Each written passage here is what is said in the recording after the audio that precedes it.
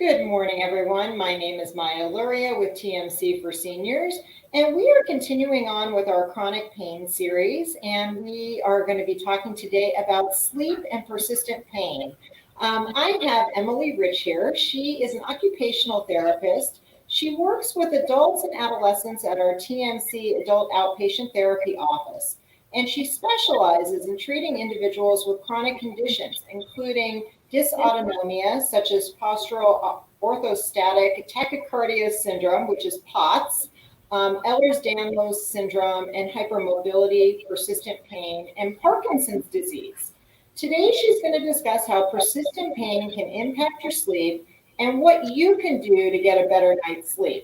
So, Emily, thank you so much for being here with us. We love to have you, and I know it's your first time at TMC for Seniors. I know you used to do quite a few presentations over at the core. So we want to welcome you here today. And I know you're sort of back on your old stomping ground because you used to work in this building when it used to be part of our PEDS therapy for TMC. That's right. Yes, I used to be a pediatric therapist, and I spent years and years in this building when it was a gym and there were toddlers and infants crawling around. So I can't hear you. Oh, I'm sorry. I'll speak up. So it's great to be back in this space. I now work with adults and adolescents at our outpatient therapies, working with yes. So you could be watching us online today, or we also have a small in-person audience. So feel free to leave any questions for Emily. If she starts her presentation, you can leave them in the comments, and I will ask Emily afterwards. So I'm going to go ahead and pull your presentation up, Emily, and you should be all ready to go. Okay, sounds good. Thanks so much, Maya, for that introduction. So today I'm going to be speaking about sleep and persistent pain and how those two things are often related in terms of getting poor sleep and having persistent or chronic pain. So first we'll go through an overview of what these things are, some definitions, familiarity with the research behind these two things. And then we're going to talk about strategies, hopefully probably what you're here for, right, is how do I do something about it? We'll talk about sleep positioning specifically, and then we'll leave time for questions at the end. So let's start with some definitions. We're going to look at poor sleep as difficulty falling or staying asleep, decreased efficiency or quality of sleep, and sleep apnea. Persistent pain is the term that I will use to describe pain that lasts more than 3 to 6 months, depending on the definition that you look at. And this is compared to acute pain, which is pain that lasts for less than 3 months. If you or someone that you know or love experiences persistent pain and difficulty sleeping, this cycle might make some sense to you. Sleep issues often lead to more pain sensations, and pain sensations often lead to worsening sleep or difficulty falling asleep or staying asleep. And this is the experience of many people. So why are we talking about sleep today in this series on persistent pain? Well, we know that sleep actually impairs our perception of pain, as just one night of poor sleep can increase our sensitivity to pain and the intensity of pain signals. You might look at this as a pain threshold, and so poor sleep is lowering that threshold, and so we're feeling pain more sensitively. Conversely, getting good sleep can actually decrease our pain levels or increase that threshold of tolerance of pain. You might look at it as a resilience factor, getting good sleep. And there's research to support that restorative sleep leads to chronic pain resolving, whereas people with insomnia are more likely to actually develop a pain condition like fibromyalgia or something else. And finally, women with poor sleep were more likely to develop chronic pain 3 years later. So it does seem that poor sleep can precipitate the onset of chronic pain. So that's the effect of sleep on pain. What about the opposite? How does pain affect our sleep? Well, persistent pain may affect our sleep pattern and lead to non-restorative sleep, fragmented or superficial kind of sleeping on edge, where just the littlest thing can wake you up. But we don't have as much research to demonstrate this side of the equation. When we get poor sleep, it actually affects our physiology, specifically the chemicals in our brain. For one, we have less serotonin released, and this is further perpetuated in a cycle with less serotonin with even less sleep. Serotonin is something that affects our mood, it affects digestion, sexual desire, and our sleep-wake cycles, to name just a few things. Some people call it the happiness chemical, and with lower levels of serotonin, we see more pain stimulation. With poor sleep, we may also experience anxiety in anticipating future nights of poor sleep. I think many of us in this room, if you're attending this lecture, might have some sense of what that feels like, right? You have one night of bad sleep or a few nights of bad sleep, and you're just starting to anticipate that that's going to happen again the next night. Poor sleep also disrupts our nervous system and can alter our body's sense of homeostasis. Overall, this can lead to this downward spiral where things just kind of get worse over time. To not be too negative here, I can't help myself as a therapist. We're not going to get into treatment yet, but I often like to tell people that although things can snowball in a negative direction, as we're seeing here, right, with sleep and pain, they kind of feed off of each other and they can really just get worse and worse. There's no reason to believe that things can't snowball in a positive direction too. That just changing one thing can really change the trajectory in a huge way.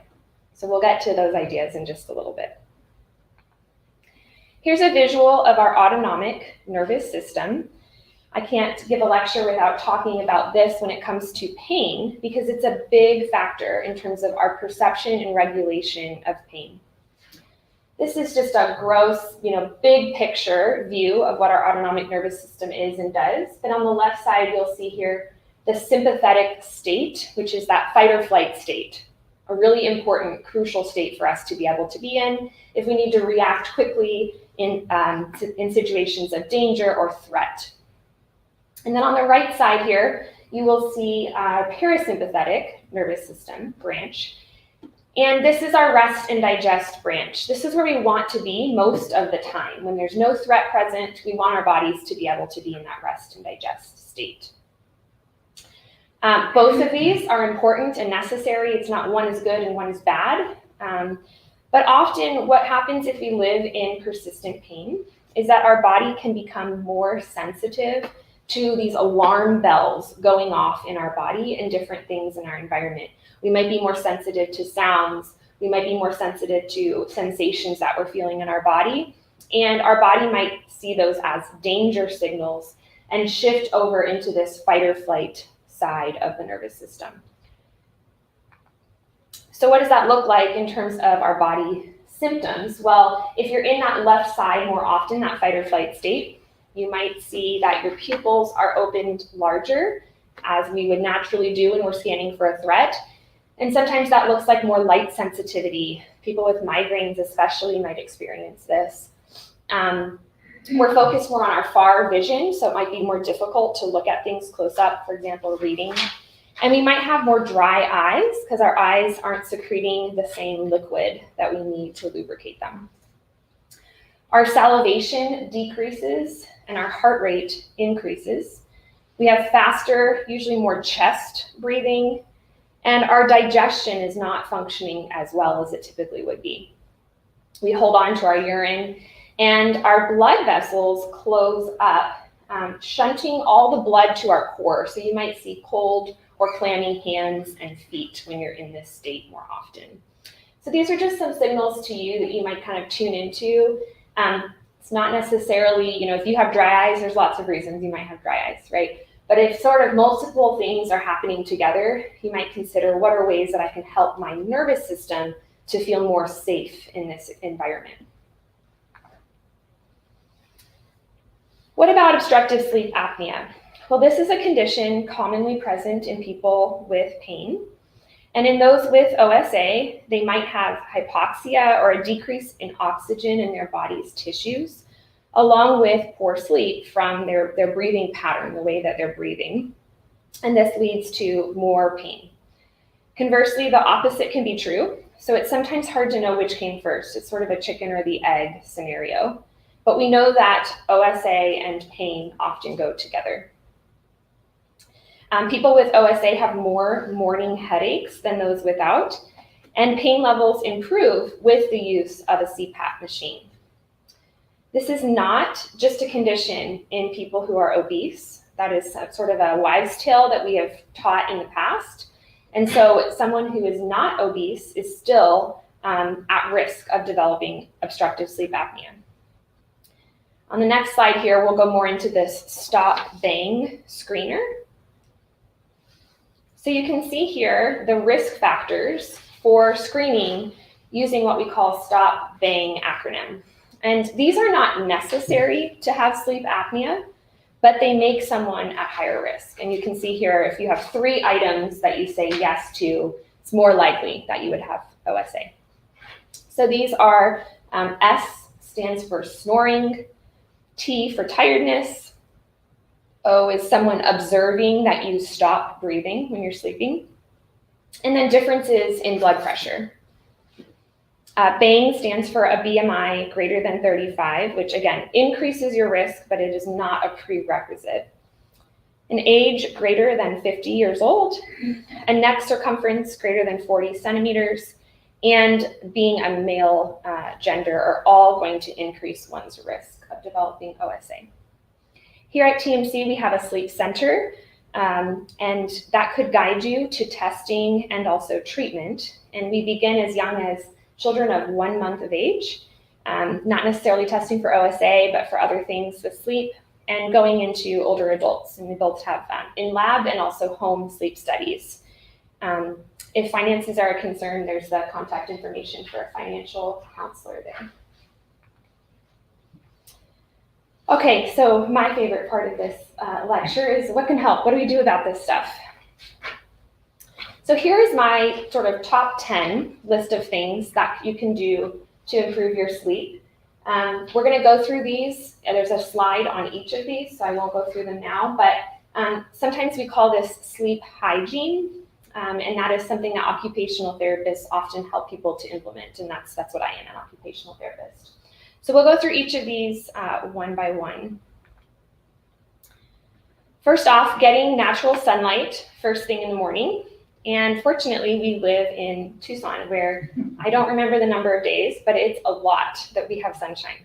So we don't really have that excuse of cloudy days like other places. But this can help tremendously with what we call your circadian rhythm, and that is your sleep-wake cycles of your body. So I recommend getting at least 20 minutes of sunlight in the morning. It doesn't have to be outside. You can be inside next to a window, but really trying to get that direct sunlight coming in, sort of basking in it. Or being outdoors, of course, is a great option, especially this time of year. If natural light is not an option for you, or if you notice yourself having more trouble sleeping or more mood changes as we get into the winter months of the year, a light box is often recommended, and this should be at least 10,000 lux when you go to look for one. They describe how far out they project, so you want it to be at least 12 inches or a foot, because otherwise you have to be so close to this thing that it's probably not realistic. So those are some of the factors that you might look at if you purchase a light box. And then you want to make sure, again, that you're sitting close enough to it, that you're directly facing it. A lot of people will eat breakfast in front of light boxes.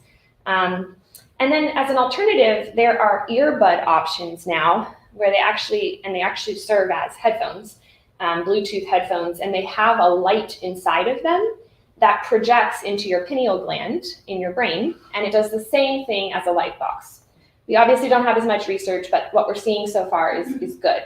And so that is something, if you're on the go and you really need, it's hard for you to sit in front of a light box or causes a headache, this is another option. I have no ties to this company, but Human Charger is just one brand that I know of. I think there's probably others at this point as well. All right, so number 2 is minimizing screen time in the evenings and avoiding it before bed. So we've all heard this before, but what are the reasons? So blue light is something that the gist is when you have this light coming in, it's telling your brain the sun just rose. It's as if, the sun sets in the evening, which is great for our circadian rhythm. That's really good feedback for our brain that we should produce melatonin. It's time to go to sleep soon. Well, now suddenly we put this computer screen, phone screen, or television in front of our eyes, and it's as if the sun just rose. So at least 1 hour before bed, really trying to minimize any screen use. And a lot of people I know fall asleep to the TV or fall asleep to music. Music is fine, audio is fine. Sometimes I'll encourage people to put a familiar show on their phone, turn the phone screen over and just listen to it. Or listen to a podcast, listen to music, but really trying to avoid having that TV light in your room, even if your eyes are closed. We now know that even just the littlest bit of light in a dark room can really affect your sleep. So making sure you're covering any source of light in the bedroom. So here are some alternatives. I sort of just mentioned reading, talking, relaxing, and then listening to the audio of a show. And then, as I mentioned, covering all lights in your bedroom.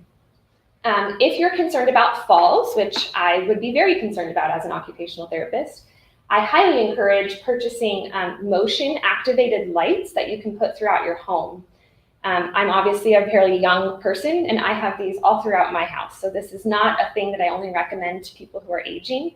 But as soon as you step out of your bed, there's things you can plug into the wall that go into an outlet. There's others that you can charge that don't need an outlet. And when there's motion, it turns on. So if you need to go to the bathroom in the middle of the night, you're safe and not keeping a night light or something else on that otherwise could be disrupting your sleep. Reserving your bed only for sleep and intimacy. So I talk to college students regularly that I see who, are in a dorm and that's their only space and they're doing their work in their bed. Or now in the era of working from home, we have a lot of people who do their daily work from their bedroom. And especially the bed should be devoted just to sleep, but in reality, the whole bedroom should really be devoted just to sleep and intimacy. Our brain has a memory for space. And so if we have been working or doing something in our bedroom besides sleeping, when we get back in there in the evening, our brain goes back to what we were doing. We start to sort of rehearse that work or, the phone call or whatever it is. So the best thing you can do is when you wake up in the morning, get out of bed. If you need to still lay down, wake up, go on the couch, find another area of your home to do that. And then same thing before you go to sleep, really try to avoid going in bed for prolonged periods of time before you fall asleep. And then you might consider making the space look and feel different for bedtime. So I give the example sometimes, I actually had shoulder surgery at one point, and I slept in a recliner. And so my day-to-day life in a recliner was very similar to my nighttime sleeping. And so what I did is really change that space to feel like a bedroom in the evening and feel like daytime during the day, even though I was sitting in the same recliner.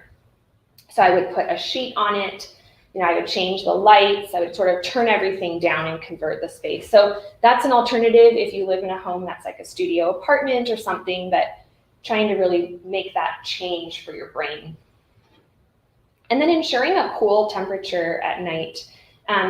What happens is when we start to fall asleep, we cool down, our temperature cools down. And so kind of one trick for this is to take a shower at night. Your body automatically warms up when you're in the shower. And when you get out of the shower, it's bound to cool down just from the air, or you can change the temperature of the water at the end. And that provides a cue to the brain that it's time to fall asleep.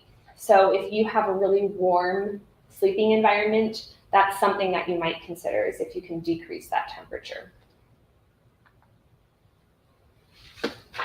All right, next up is engaging during the day. So doing things during our day to make sure that we have that drive for sleep. We sometimes talk about sleep drive. And so what are things we can do during the day to help us sleep at night? Well, physical activity, which Jake, my colleague who's a physical therapist, just spoke on, I think it was this week, but recently. And physical activity can be a really good benefit for sleep as well. Movement in general, so sometimes people struggle with the word exercise, like I can't exercise, or that word is kind of triggering for me. And so just this idea of movement, that can be as simple as laying on the floor and sort of rolling left and right, stretching, bringing a knee up to your chest, just getting some motion and getting your blood circulating, basically, is what we're looking at. Socialization is another way to engage during the day. We know there's all kinds of benefits of eye contact and communication with other people. And so that's a really good way to help increase your sleep drive. And this idea of endorphins, which are sort of good chemicals in our brain, like serotonin that we discussed before. And so just different ways to participate and have, your day look very different from the evening. Decreasing your arousal in the evening. So again, helping that nervous system to shift into the rest and digest state.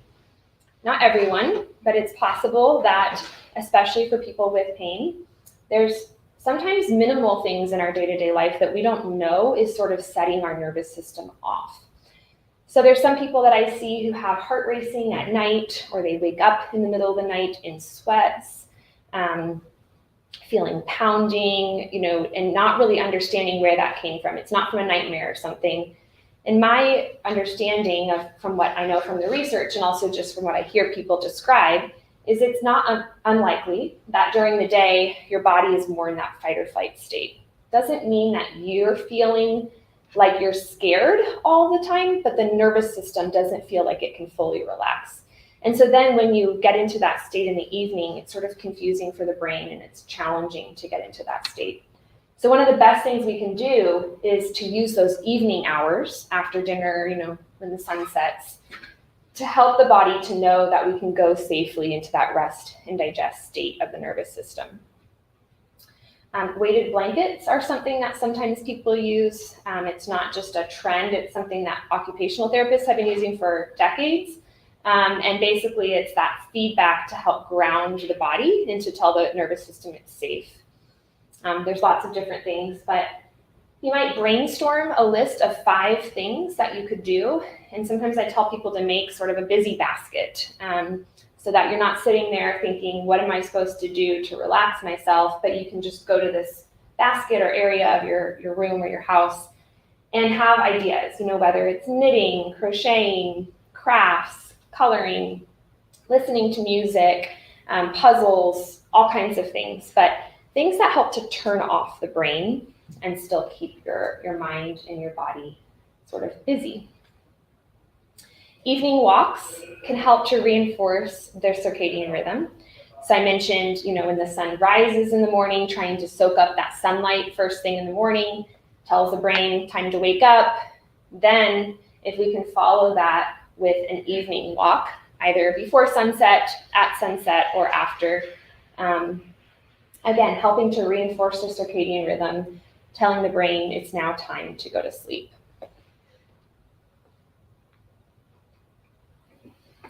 Next is maintaining consistent meal times. Another component of our circadian rhythm, it's not just the sun rising and the sun setting, but our meal times are actually factoring into our circadian rhythm. So if you're a person who eats 1 meal a day, or you're really inconsistent about when you're eating, trying to think about, having like those 3 or 5 scheduled times, and relatively speaking, trying to stick to those. It just creates that rhythm for the brain and for the body to really know what is happening, and our bodies crave routines. And so, having that routine in place can be helpful and predictable. And then some people feel like eating something within 1 hour of waking helps to kickstart that circadian rhythm in the morning and reinforce that. So If you feel, appetite-wise, you're able to eat something within the first hour. If not, even considering, a half of a banana, half a granola bar, like just something small that you could eat within an hour of waking up. And then in the evening, really trying not to eat within 4 hours of falling asleep. So letting the body have that time to digest your food, which actually takes quite a bit of energy for our bodies to do. And, being upright, helping gravity to help you digest. And then your body is more prepared to just rest throughout the night. It's not having to work as hard. Smaller, more frequent meals are often easier on digestion. And if you are feeling that overactive stress response or that fight or flight response, your body is going to have more difficulty digesting food. And so considering how smaller meals, easier to digest meals will be just easier on the body in general. Trying relaxation throughout the day and in the evening. I think what's challenging with relaxation is, how do we relax? What does relaxing look like for you? And so I'm not going to tell you that you should meditate or do mindfulness for 10 minutes, 3 times a day. Those kinds of prescriptions are usually not helpful for people. We want to look at individually, what is relaxing for you? That can be conversation, as long as it's not too stimulating, like political conversation, like right now. It could be hanging out with pets, especially if they're calm in the evenings. So that's one component, right, is choosing what is relaxing for me. The other component is a lot of people think, well, I just need to do meditation or mindfulness right before bed, and then I'll be relaxed and I'll be able to fall asleep. Well, unfortunately, as I mentioned earlier, a lot of people begin to have anticipatory anxiety or feeling like, oh my goodness, I'm not going to be able to sleep. And so then trying to counter it with relaxation, for some folks it works well. For others, it actually creates more anxiety because they're saying, I have to relax, but I'm really anxious because I probably won't be able to fall asleep. And so often what I find is trying to do relaxation throughout the day, not just before you fall asleep. You might also do it before you fall asleep. You might actually avoid it before you fall asleep if it starts to cause more anxiety, but considering what works best for you. I mentioned that fight or flight response. And so if we go all day long, in that more heightened nervous system state of sort of being on edge, a door closes or a dog barks and you kind of jump, or feeling just sort of antsy, it's not necessarily going to be as helpful to just try relaxation at night. We really need to try it throughout the day to decrease that hyperarousal all throughout the day.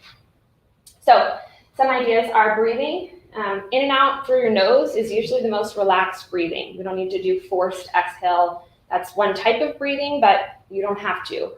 So just in and out through your nose, building up to a longer, slower breath.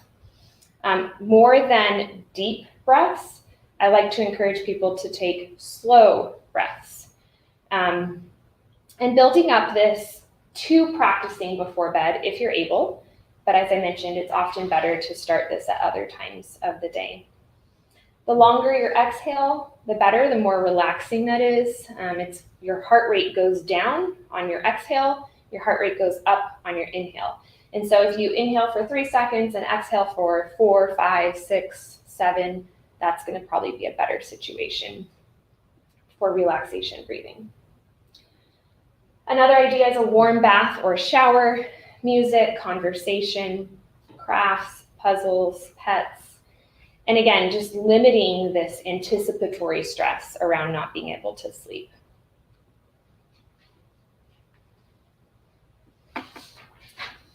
Next is avoiding or significantly limiting naps. And I know especially in older adult populations, this is often challenging. And this is where, activity during the day often comes into play. Trying to have those things built into the day, making sure that we're limiting the amount of time spending, on the couch or in a chair, watching TV, and trying to really separate that sleep time from that wake time. What we know is that napping decreases our body's sleep drive, or the sleep pressure that we feel in the evening because we slept earlier. I know there are lots of people who have to sleep during the day, and that's just the way that it is. And so if that's the case, trying to keep it under 15 minutes, which is a power nap, and especially trying not to sleep after 4 o'clock in the afternoon. So that's definitely when we get into, if we're sleeping until 5 o'clock, 6 o'clock, there's going to not be as much of that sleep drive in the evenings. It's usually better to push through when we think we need a nap at 5 or 6 or 7 o'clock and just go to bed slightly before or at the same time. But again, needing to keep ourselves busy, right? Needing to give ourselves something to do.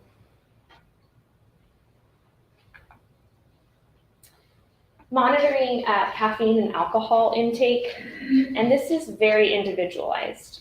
Again, the sensitivity to alcohol and caffeine is so dependent on each person. But at the end of the day, caffeine is a stimulant. And so really trying to limit or avoid it after noon, including decaf. We know that decaf is not uncaffeinated, it's just less caffeine. So just recognizing that that evening glass of, the evening mug of coffee, even if it's decaf, can also disrupt our sleep. So I'm not telling you you can't drink your coffee in the evening, but just consider it for yourself and whether that's something that is disrupting. Switching it out with an uncaffeinated tea, like an herbal tea, can be another similar, different I know, but similar sort of sensation. Again, it's reducing that sleep drive. And then alcohol originally may make you feel sleepy. A lot of people say I have to have my glass of wine before bed. But what we find is usually more than one glass of wine or more than one cocktail usually leads to people waking up in the middle of the night. It disrupts sleep. People might have more superficial levels of sleep. So rather than getting into those deeper sleep states, they're sort of hanging out more superficially. So something to consider. Again, just looking at the amount that you're taking in especially. And then as I alluded to earlier, our body loves routine, and that is true for our sleep routines as well. So maintaining a consistent sleep schedule, and usually the best thing we can control about our sleep schedule is when we wake up. It's often harder to control when we fall asleep. Now we can set ourselves up for success, and I'm highly going to encourage that. That you don't push back, needing to do things until too late, that you give yourself time to prepare for bed. But maintaining that wake up time is what we have more control with alarms and things like that. So I often compare it to a baby with a schedule, like napping, feeding, going to the bathroom, like those very consistent patterns. Those are much more ingrained in us, and we don't have to think so hard about them if they're consistent. And so that can really help when we're having poor sleep.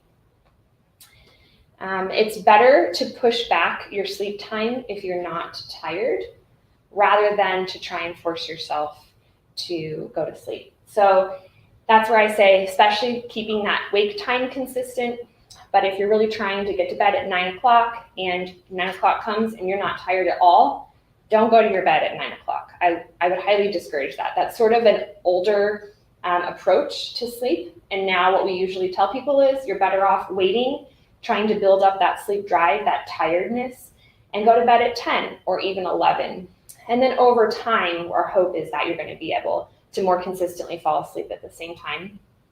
But if you feel like I have to get to bed at 9 o'clock, I'm laying in bed, I'm not tired, that's going to build up that anxiety, and you're going to have more of those concerns in next days following. If you are planning to change your sleep schedule, try to do it in small increments at a time.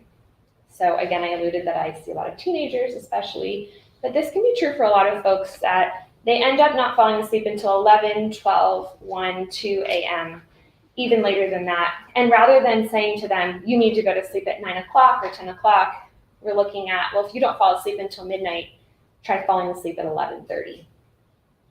Again, if you're not tired, I don't want you to go to sleep. But if we start with that morning wake up at 7 a.m., 7:30, whatever it is, hopefully that's going to increase your sleep drive to fall asleep a half hour earlier. Usually do that for at least a week before you would bump it up another 30 minutes. All right, so those were my top 10 tips. I could go on and on about sleep, but that's sort of big categories that I like to talk about. And then we're just going to touch on sleep positioning. The reality is that we don't have a ton of research that supports sleep positioning in pain. Okay, so this, a lot of people might think, well, it just depends on if I lay on my side or my back and if I have the right pillows. Some people, it is the ticket, but I would say that is the minority of people. Those other things are typically more important. But given that we do know some things about sleep positioning, angles are important, right? And so you can even see in these photos here, your head and neck should be at a neutral angle, or basically straight from your spine to the back of your head, not having that really arched forward or falling back position. Maintaining the natural curves of your spine, and so you might see that low back picture in the top. You can see how there's a little pillow or a towel underneath that low back curve, because we all have that. That's normal. We shouldn't be straight through there. And so supporting that. Trying to avoid the fetal position, which a lot of people like, especially people in chronic pain. And so creating more curving of the spine, that creates more curve of the spine, especially in our neck, if we're in that position where we're forward, and can contribute to more pain, even though it feels comfortable in the moment. In terms of breathing, make sure that airway is open and has the space needed for optimal breath. And try not to collapse at the throat there, anything that could be obstructing that airway.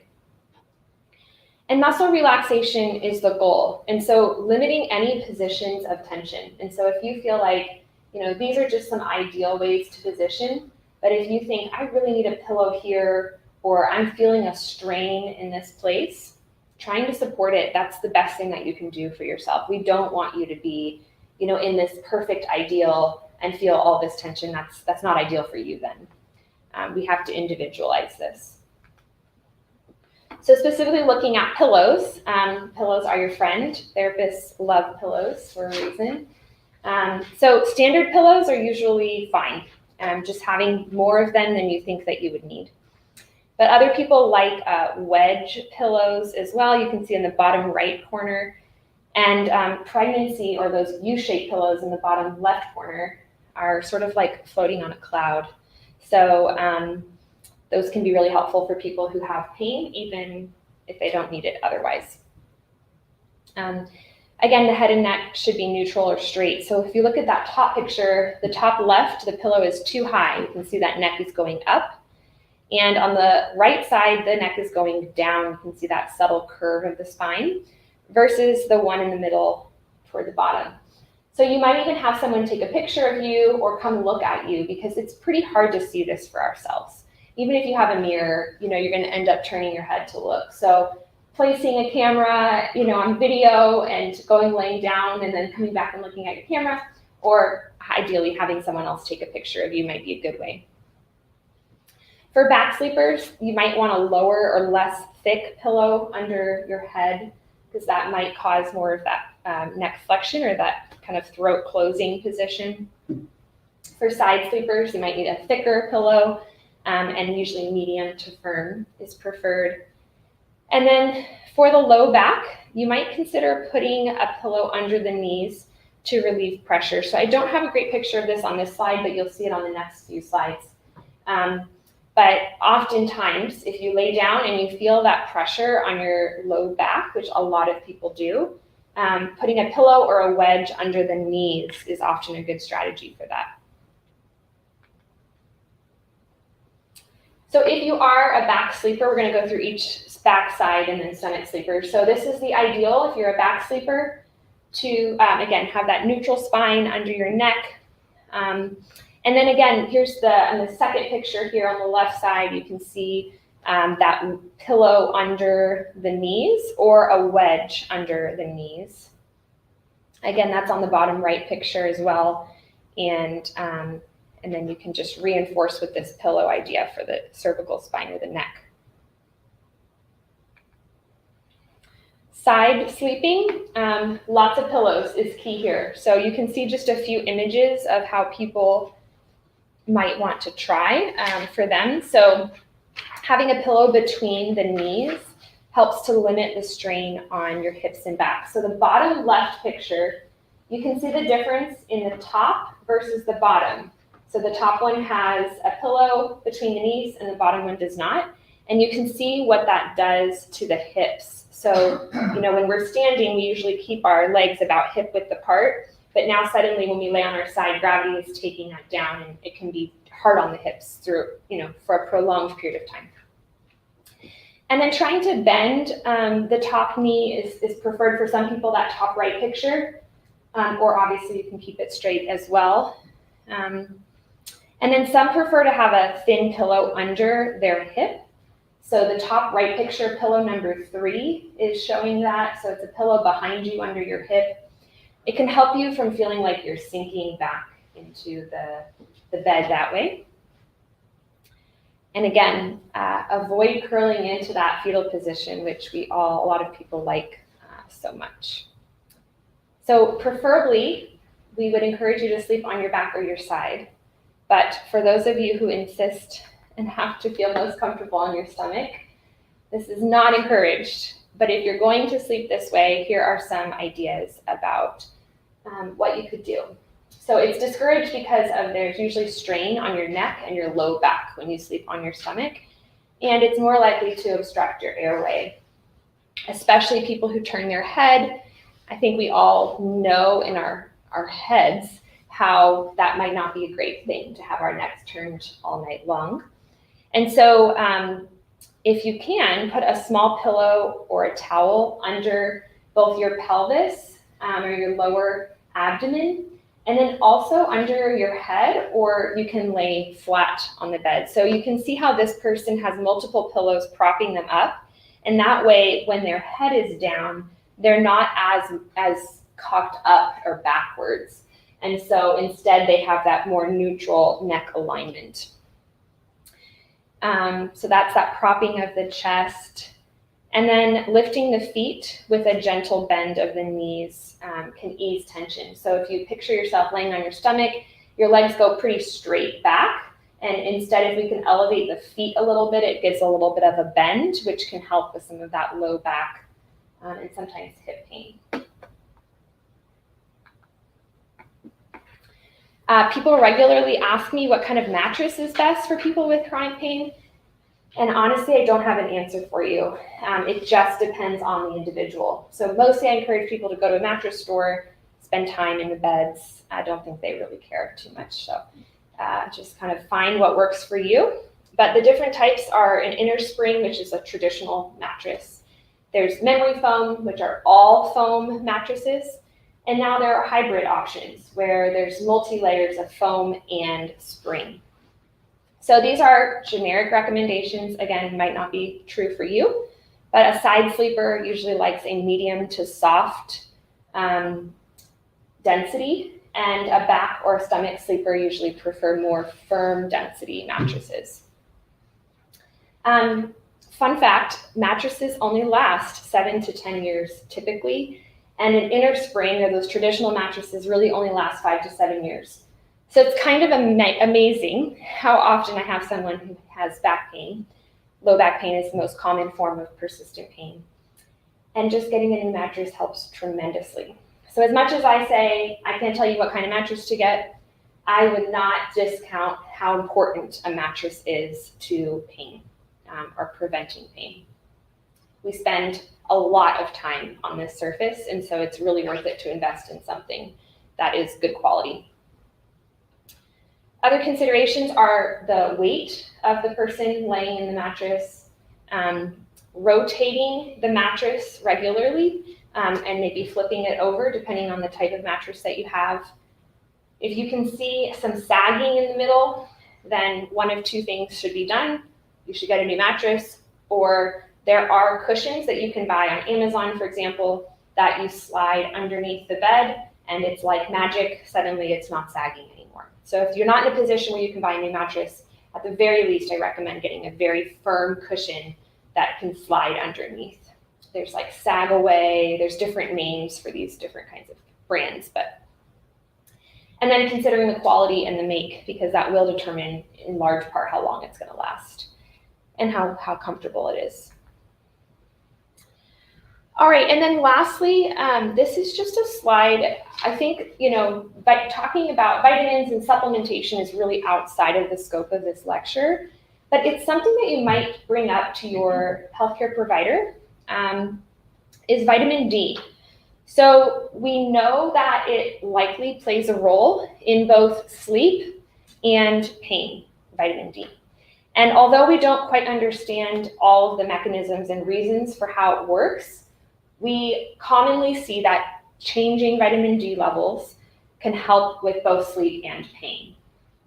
And so this is sort of a diagram showing, that it can help with increasing your sleep quality, decreasing your pain, and then this Th2 response as well. And perhaps most importantly, it's not supplementing with vitamin D in isolation, but doing so with sleep hygiene and treating any underlying sleep disorders as well. So sleep hygiene being what we just went through. Those together are going to really help to decrease pain, increase sleep quality, and then perhaps have that effect on overall vitamin D. So just something to talk about more with your provider. So this diagram that I showed at the beginning, that worse sleep leads to more pain leads to worse sleep.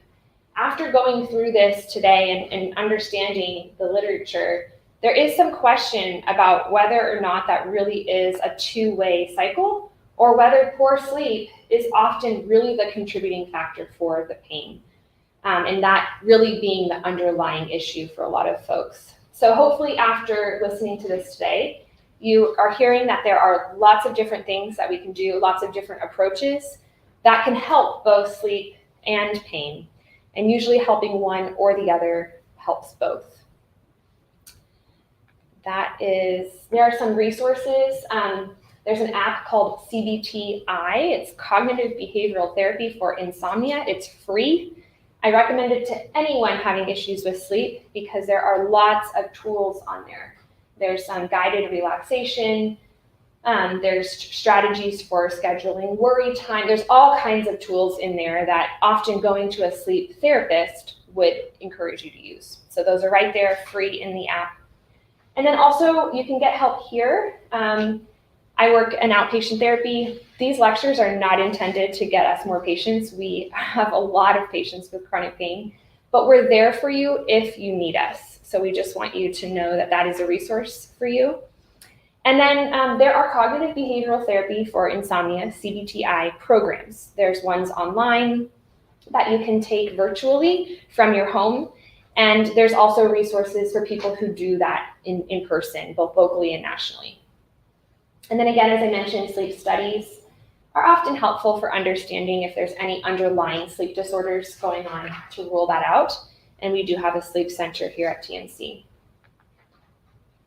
And with that, I'm happy to take questions. I think Maya's going to read the ones from online first, and then I'm happy to take all of your questions here.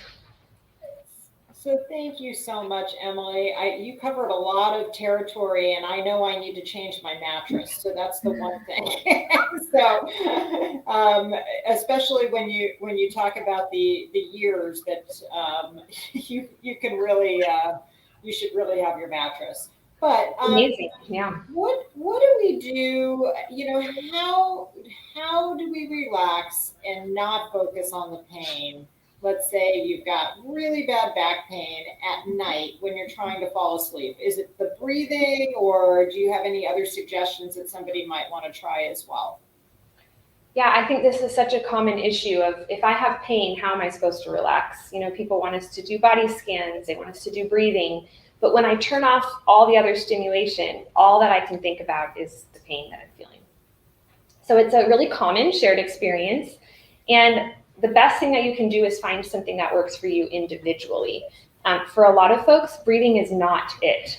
It is too much, too quiet, too much of turning down any other distractors.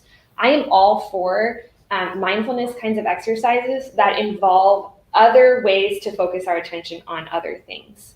And so that might be like a walking mindfulness meditation where you're focused on your feet touching the ground with each step and your weight shift. That might be, into mindful eating, where with each food that you're eating, you're thinking about all the sensations that are happening and, textures and everything. Or you can think about, where did that food come from? Who were all the people that were involved in that food getting to you? From planting the seed to picking the crop to shipping it and creating it. And so these other ways of being mindful and aware and trying to promote relaxation without focusing on those challenging sensations.